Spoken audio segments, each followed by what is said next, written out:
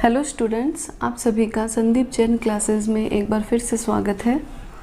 आज हम 10th class Hindi subject के पद्य भाग में 8वां लेसन नागार्जुन द्वारा रचित उषा की लाली कविता का अध्ययन करेंगे। उषा की लाली कविता में कवि नागार्जुन का प्रकृति प्रेम जो है बहुत ही सहज रूप में हमारे सामने मुखरित हुआ है। शिशु रूप में उगते सूर्य की अप्रतिम छटा से कवि का मन जो है वो अभिभूत हो जाता है तथा उदय होते सूर्य की केसरी आभा जो कि हिमगिरी के स्वर्ण शिखर का आभास दे रही है। और इस स्वर्णिम आभा से, इस प्राकृतिक सौंदर्य से उषा की लालिमा जब हिमालय की चोटियों पर पड़ती है और हिमालय की चोटियाँ जो है स्वर्णिम आभा से निखर उठती है, तो उस दृश्य से, उस प्राकृतिक सौंदर्य से कवि दूर नहीं होना चाहता है। तो आइए देखते हैं उषा की लाली। उषा की लाली में अभी से गए निखर हिमगिरी के कनक शिखर। हिमगिरी का अर्थ है यहाँ पे हिमालय, कनक अर्थात सोना और शिखर का अर्थ हो जाता है चोटियाँ। तो कवि कहते हैं कि उषा की लाली में अभी से गए निखर हिमगिरी के कनक शिखर, कि सूर्योदय जब हो रहा है और अभी अभी सूर्य पूरा उगा नहीं है, तो उषा की जो लाली है, सूर्योदय जब निकल रहा है, धीरे धीरे सूर्य का उदय हो रहा है, और उषा की जो लाली है उसकी जो स्वर्णिम आभा है जब हिमालय की चोटियों पर पड़ती है, तो उषा की लालिमा की जो स्वर्णिम आभा है वह उस स्वर्णिम आभा से हिमालय की चोटियां हैं वो निखर उठती है। मान लो हिमालय की जो चोटियां हैं वो सोने के समान ही हो गई है। फिर से देख लेते हैं। उषा की लाली में अभी से गए निखर हिमगिरी के कनक शिखर। उषा की लालिमा जब हिमालय की चोटियों पर पड़ती है तो उसकी स्वर्णिम आभा से हिमालय की जो चोटियां हैं वो निखर उठती है।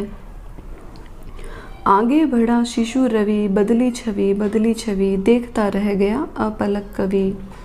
शिशु रवि का अर्थ यहाँ पे हो गया कि सूर्य को एक बच्चे के समान माना गया है, अर्थात सूर्य जो है अभी अपने छोटे रूप में ही जो है उदित हुआ है।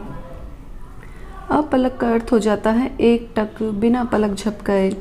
तो कवि कहते हैं कि आगे बढ़ा शिशु रवि, बदली छवि, कि धीरे धीरे जो है बालक रूपी, शिशु रूपी सूर्य जो है वो आगे बढ़ रहा है। तो इस तरह से प्रातः काल का जो वातावरण है, प्रातः काल का जो सौंदर्य है वो हर क्षण जो है बदल रहा है। उसकी छवि, उसका जो शोभा है, उसकी जो सुंदरता है वो बदल रही है। देखता रह गया अपलक कवि। और इस प्राकृतिक सौंदर्य को, इस सूर्य की हर क्षण बदलती हुई सुंदरता को देखकर कवि जो है अपलक उसको निहारता देखता रह गया, बिना पलक झपकाए, एक टक आश्चर्यचकित होकर इस प्रतिक्षण सौंदर्य को बदलते हुए देखता रह गया। डर था प्रतिपल अपरूप यह जादुई आभा, जाए न बिखर। और कवि जो है उषा की लालिमा, सूर्योदय जब उदित हो रहा है और वहाँ का जो प्राकृतिक वातावरण है, हर क्षण जो वहाँ का सौंदर्य बदल रहा है, तो उस सौंदर्य को देखकर कवि जो है वो हर क्षण, प्रतिपल अर्थात हर क्षण जो है कवि के मन में ये डर था, उनके मन में भय था कि अपरूप यह जादुई आभा, जाए न बिखर, कि जो प्राकृतिक जादू है, प्राकृतिक जो सौंदर्य है वो कहीं पल भर में बिखर न जाए, अर्थात उषा की लालिमा के जो सौंदर्य है, जो हर क्षण बदल रहा है, वो कहीं खत्म न हो जाए। उषा की लाली में भले हो उठे थे निखर हिमगिरी के कनक शिखर। और सूर्योदय जब उदित हुआ और उषा की जो लालिमा है वो जब हिमालय की चोटियों पर गिरी, तो उसकी स्वर्णिम आभा से हिमालय की चोटियाँ जो है वो निखर उठी, अर्थात ऐसा लगा मानो हिमालय की चोटियाँ हैं वो सोने के जैसी ही बन गई है। तो यहाँ पर हम देखेंगे कि कवि ने उषा की लाली में प्रातः काल में जो सूर्योदय जब होता है और उषा की जो लालिमा है वो जब हिमालय पर पड़ती है और हर क्षण जो है उस समय वहाँ का रूप बदलता है, तो उसका वर्णन जो है कवि ने बहुत ही सुंदर और सरल रूप में हमारे सामने प्रस्तुत किया है। और यहाँ पर नागार्जुन का इस कविता के माध्यम से प्रकृति प्रेम जो है वो सहज रूप में मुखरित हुआ है।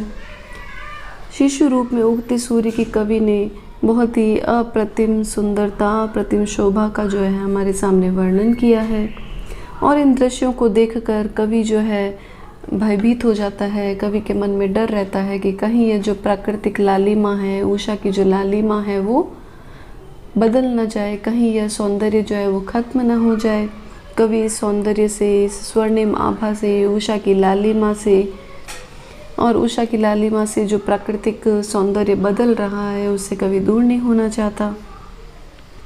तो इस तरह से इस कविता में कवि ने उषा की लालिमा माध्यम से अपने प्रकृति प्रेम को जो है बहुत ही सहज रूप में हमारे सामने प्रस्तुत किया है।